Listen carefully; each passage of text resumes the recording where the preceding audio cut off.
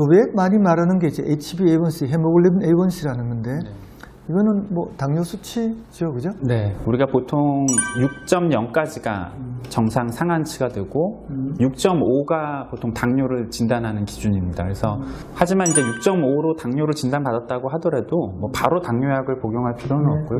그 이유는 이제 7.0 미만에서는 정말 본인이 음식 조절을 하고 체중을 빼고 운동을 한다고 그러면 다시 정상 범위로 돌아올 찬스가 아직 남아 있다는 거기 때문에 발음 좋다, 찬스. 네. 기회가 있다는 거기 때문에 이 수치는 이제 당화혈색소는 당뇨의 아주 중요한 수치라고 볼 수 저 경우도 한 7.0부터 약을 고려하고 당뇨 범위가 6.5부터 당뇨거든요. 근데 6.5부터 7 사이는 환자에게 한번 기회를 줘요. 아까 찬스라고 이야기한 기회를 주는데 하여튼 6.5에서 7 사이에는 기회가 있다. 찬스가 있다. 네. 그렇게 생각하시면 되겠습니다. 그렇게 믿고 있습니다. 저도 그렇게 하고 있습니다. 좋습니다. 그래서 요즘에 보면은 심장 쪽에 검사 중에 많이 하는 게 이제 관상동맥 석회화, 소위 말하는 뭐 칼슘 CT를 통해서 칼슘 수치, 석회화 수치를 가지고 그게 높다고 이 병원에 찾아오신 분들이 굉장히 많거든요. 그거는 이제 어느 정도로 해석을 해야 되겠까요, 그게?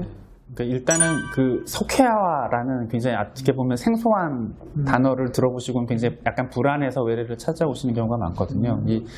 아까 우리가 계속 말씀드렸던 콜레스테롤이 혈중에 높다 보면은 그 혈관 벽에 이제 찌꺼기처럼 쌓이게 되는데 그게 이제 오랜 기간 걸치다 보면 이게 딱딱해지면서 이런 석회화 현상이 발생을 하게 됩니다. 이 환자도 보면은 이 심장에 이 가운데 부분에 하얀 점들이 있어요, 그죠? 이게 말하는 이제 석회화라는 부분인데 이 부분의 의미가 이제 상당히 중요한데 저는 이제 환자분들한테 설명할 때 일종의 노화 과정이기 때문에 얼굴에 생긴 주름하고 같은 거다. 나이가 들어서 생긴 변화지 이게 어떤 병적인 단계가 아니라는 걸 먼저 설명을 드리고 하지만 이런 석회화가 있다는 말은 분명히 혈관이 정상은 아니라는 거는 분명한 거거든요. 그러니까 만약에 환자분이 가지고 있는 증상이나 다른 위험 인자를 근거해서 추가 검사가 필요할 수도 있다 정도가 임상적 의미가 될 수 있겠습니다. 이게 점수제가 있죠. 석회화 보면은 점수가 뭐 수천 가지도 있고 뭐 수백도 있고 하는데 그게 위험하고 안 하고의 뭐 기준이 있나요, 그게? 일단은 혈관에 동맥경화가 없다 그러면 0이 정상입니다. 0이 분명히 정상이고 0을 넘어가는 수치는 다 0보다는 더 위험도가 높습니다. 대개는 300 내지 400 이상인 경우에 있어서는 이 사람은 조금 동맥경화가 많이 진행됐을 수 있기 때문에 좀 더 추가적인 다른 검사를 해볼 걸 권장을 하고 있습니다. 예. 그래서 실제로 이 석회화로 온 환자들을 이제 여러 가지 검사를 했을 거 아니에요, 그죠? 그 중에 이상이 발견되는 경우가 얼마나 있죠?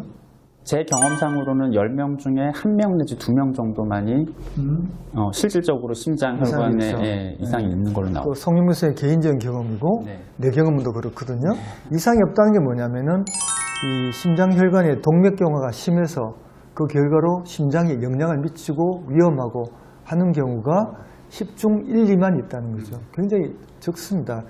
그 비슷하게 또 사람들이 많이 또 걱정하는 이 CT와 함께 같이 많이 하는 검사가 경동맥 초음파예요. 네. 그죠?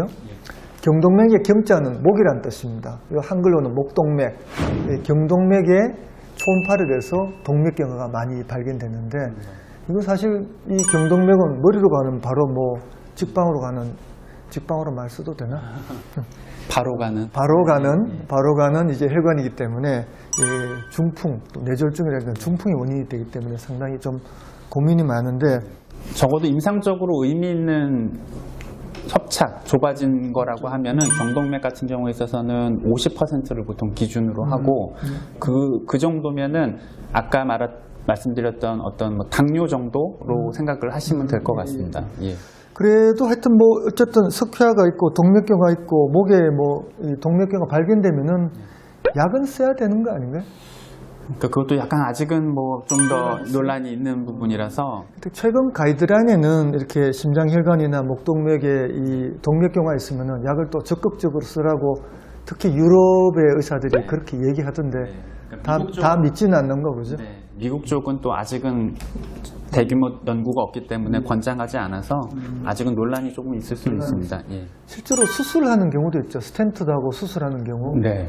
이제 무증상인 경우에 있어서는 70%를 기준으로 삼습니다. 70% 이상은 좁아져야 이제 어떤 스텐트나 수술적인 치료가 좀 필요하고 증상이 있는 경우에 있어서는 조금 더 낮은 퍼센트, 60%에서도 권장을 하고는 있습니다. 근데 뭐 대개 그 정도면은 뭐 증상이 되게 있는 경우가 많습니다. 70% 넘어가면은 뭐 환자가 어지럽다거나 쓰러지거나 잠깐 마비가 온다든가 예. 물체가 두 개로 보인다든가 그런 증세가 있다는 거죠. 그죠? 증세가 있거나 협착이 아주 심하거나 그런 경우는 중요하고